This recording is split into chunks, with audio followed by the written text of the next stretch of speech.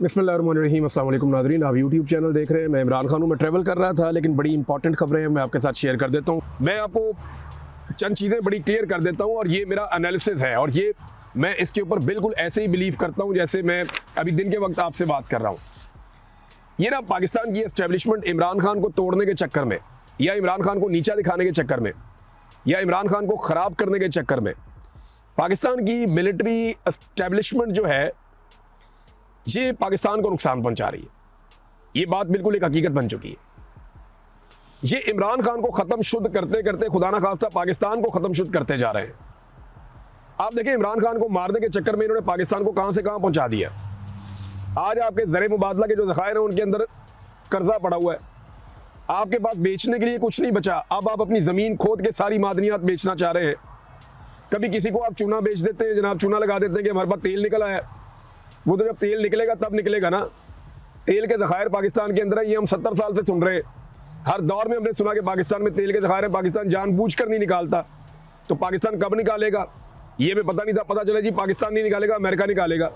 American कंपनियां आएंगी, वो यहाँ से आकर तेल निकालेंगी। वैसे दुनिया में जहाँ भी निकालती है अमेरिकन कंपनियाँ या यूरोपियन कंपनियाँ आकर निकालती हैं, लेकिन पाकिस्तान के जो सौदे होते हैं वो बहुत अजीब होते हैं।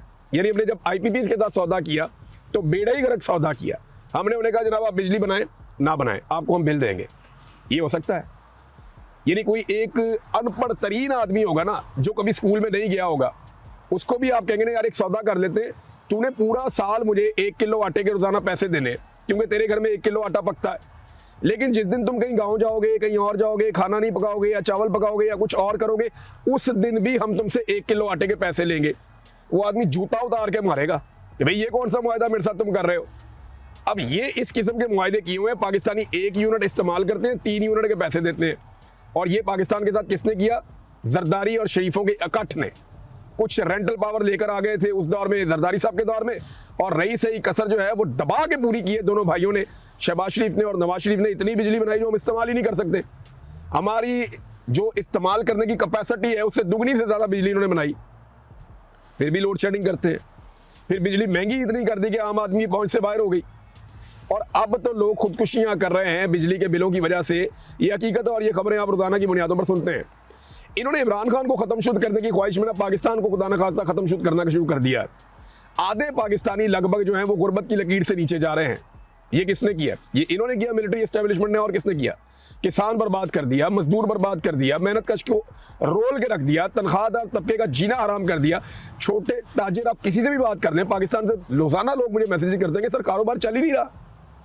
कोई छोटा से छोटा मैन्युफैक्चरर जो है ना वो कह रहा है कारोबार नहीं चल रहा। जो लोग प्रॉपर्टी का काम करते थे उनसे बात करता हूँ, कहते हैं सर घर बना ही नहीं सकते हम। मटेरियल वालों से बात करते हैं, वो कहते हैं जी कोई खरीदता ही नहीं है। सारे के सारे डेवलपमेंट के प्रोजेक्ट जो अवामी सतह पे होते थे वो सब रुक गए। कोई बंदा काम करने के लिए तैयार नहीं है, कोई बंदा पैसा लगाने के लिए तैयार नहीं है। और ये सब कुछ इमरान खान को तबाह करने के लिए हो रहा है। लेकिन इसमें बदकिस्मती से पाकिस्तान की तबाही लिखी जा रही है। मईशत का भट्टा इन्होंने बैठा दिया है और आम आदमी की मईशत को मुकम्मल तौर पे तबाह कर दिया है। और रोज़ाना की बुनियाद पे आकर खड़े होकर दावे कर देते हैं मईशत ठीक है, इनके पास आखिरी चीज़ जो बची है ना बेचने के लिए, अब ये पाकिस्तान के वसाइल बेच देंगे। पाकिस्तान के पास अरबों डॉलर के ज़खायर मौजूद हैं कीमती पत्थरों के। मैं एक कंप्रीहेंसिव रिपोर्ट तैयार कर रहा हूँ और पूरी तहकीकात कर रहा हूँ रेयर अर्थ मिनरल्स के हवाले से कि वो क्या है और अमेरिका को क्यों चाहिए और वो फ्यूचर में किन चीज़ों में इस्तेमाल होंगे। इसके बारे में मालूमात बहुत कम दस्तयाब है। मैंने कुछ बड़े जो अहम लोग हैं जो इसके बारे में जानते हैं, जो साइंस को समझते हैं, उनसे भी रब्ता किया है कि आप मुझे बताएं। बहुत जल्दी इंशाअल्लाह मुझे उम्मीद है कि अगले चंद दिनों में या 1-2 हफ्तों में इसके ऊपर हम अपनी एक तहकीक मुकम्मल करेंगे और चीज़ें आपके साथ शेयर करेंगे। हो सकता है चंद दिन ही लगे क्योंकि कुछ मालूमात मुझे आई हैं, मैंने अभी उनको पढ़ना है। जैसे ही मैं किसी मुकाम पे पहुंचता हूं तो फिर ये मामला शुरू करते हैं। मुझे उम्मीद है कि जल्दी मैं आपको बता पाऊंगा कि रेयर अर्थ मिनरल हैं क्या, ये कहाँ पे हैं, ये अमेरिका को क्यों चाहिए, वो क्यों इतना डेस्परेट है। यानी वो पाकिस्तान जिसके बारे में अमेरिका की राय कुछ और होती थी और वो इंडिया जिसके बारे में अमेरिका की राय कुछ। हमने ऐसा क्या किया कि एकदम हम सबसे अच्छे हो गए? हमने तो ऐसा कुछ नहीं किया।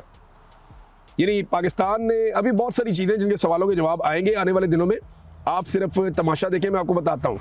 लेकिन एक बात नाज़रीन याद रखिएगा, ये निज़ाम समझता है कि ऐसे ये इमरान खान को शिकस्त दे देगा। नहीं, इमरान खान की मकबूलियत में हर जुल्म के बाद मैंने देखा कि इजाफा हुआ है। इस जुल्म के बाद अब इमरान खान की मकबूलियत में दोबारा इजाफा होगा।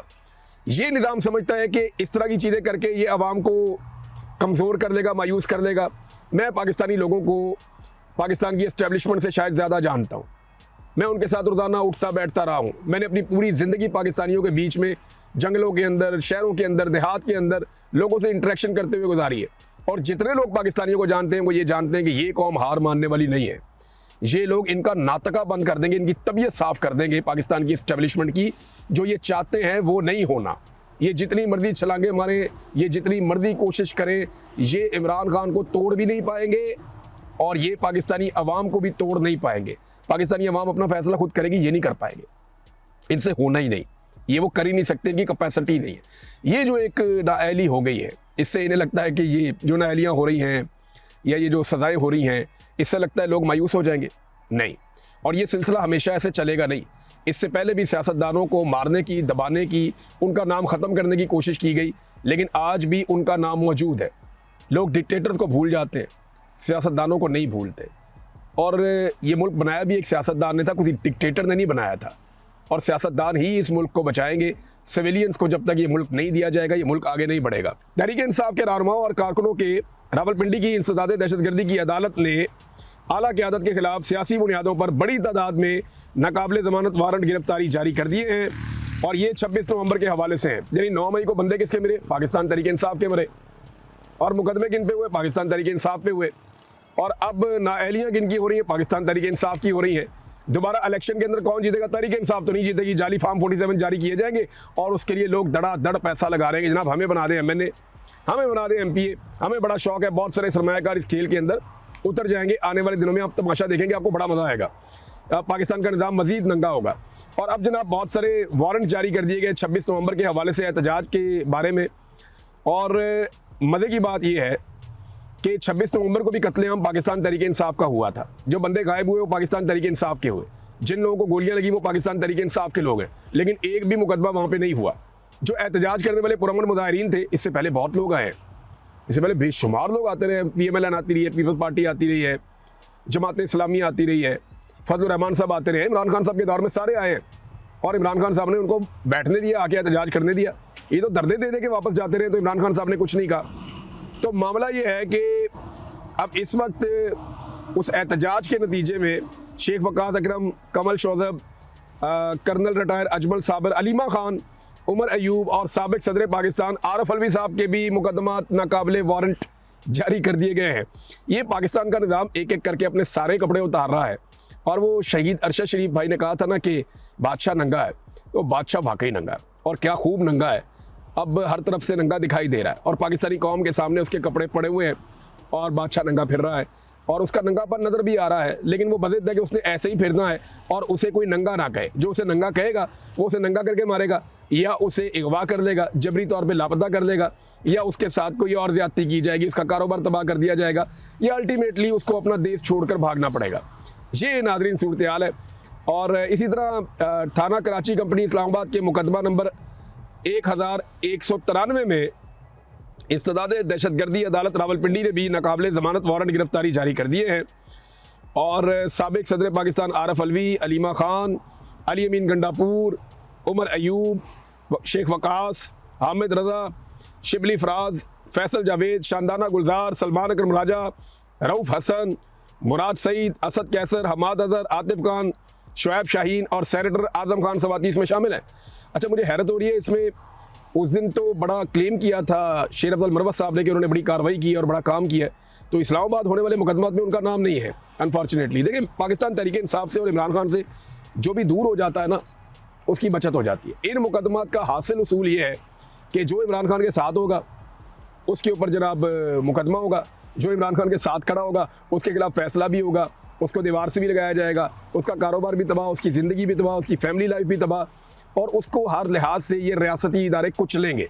ख़बरें हैं नाज़रीन मेरे पास और भी, लेकिन मैं यहाँ पे इस वीलॉग को ख़त्म करता हूँ। अब तक के लिए इतने, अपना ख्याल रखिएगा, अपने इस चैनल का भी। अल्लाह हाफ़िज़।